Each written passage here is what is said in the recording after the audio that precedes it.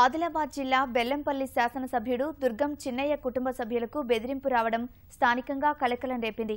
బెల్లంపల్లి పట్టణం గంగరాం నగర్లో ఎమ్మెల్యే 2 పడకల ఇళ్లను ప్రారంభించడానికి వెళ్లగా అదే సమయంలో ఎమ్మెల్యే క్వార్టర్లో ఉన్న చిన్నయ్య ఇంట్లోకి ఆగంతకుడు ప్రవేశించాడు. ముసుగు ధరించి వచ్చిన ఆగంతకుడు ఎమ్మెల్యే భార్యతో పాటు 2 కూతుళ్లను చంపుతామని బెదిరించాడు. కుటుంబ సభ్యుల సమాచారంతో హుటాహుటిన క్వార్టర్స్ కు చేరుకున్న ఆయన ఆరా తీశారు. పోలీసులు ఆగంతకుడి కోసం గాలిస్తున్నారు. ఇంట్లో మా భార్య మా పిల్లలు 2 పిల్లలు ఉండడం జరిగింది. వారిని చంపుతామని బెదిరించి వాళ్ళు బెదిరించారని చెప్పేసి మా పిల్లలు ఫోన్ చేసి ఏడ్చుకుంటూ ఫోన్ చేస్తే నేను రావడం జరిగింది. బెదిరించి మీటి బయటకు వెళ్ళిపోయారట.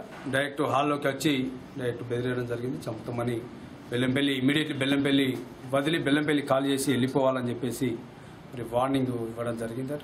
ఎవ్వరు బెదిరించినా భయపడే సమస్య ఉండదు. ఈరోజు ఉదయం గంగారాం నగర్లో ప్రోగ్రామ్ ఎమ్మెల్యే గారి ప్రోగ్రాం నడుస్తుంది. అదే టైంలో అదే అదునుగా తీసుకున్నారనుకుంటాను.